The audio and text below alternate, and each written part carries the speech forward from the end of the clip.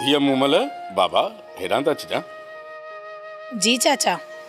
अमा ही पैसा वठ, छोकरनि मां को अचे न त शहर मां मिठाई घुराए पाड़े जे ॿारनि में विराए छॾिजां।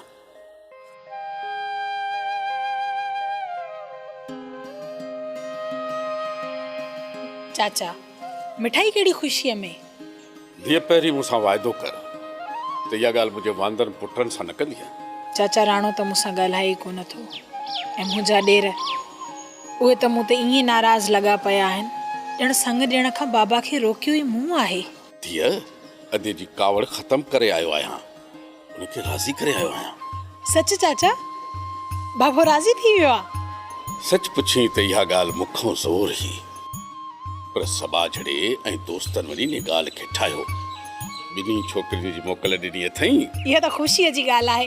पोइ त ॿ चकर मिठाई विराइणी पवंदी। अमा ॿ चकर छो?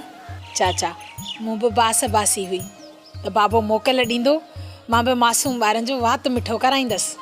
अमा इहा मिठाई घुराए विरायो त ॿी बि आणे थो ॾियांव। ठीकु आहे चाचा। भला इहो त ॿुधाए, मुंहिंजा सदोरा पुट सॼो ॾींहुं घर हुआ या ॿाहिरि? चाचा सुबुह खां निकिता आहिनि, हिन वक़्त ताईं ज़ाहिर न आहिनि थिया। ऐं ॿियो त तव्हां उन्हनि जो ख़र्च बि बंदि करे छॾियो आहे।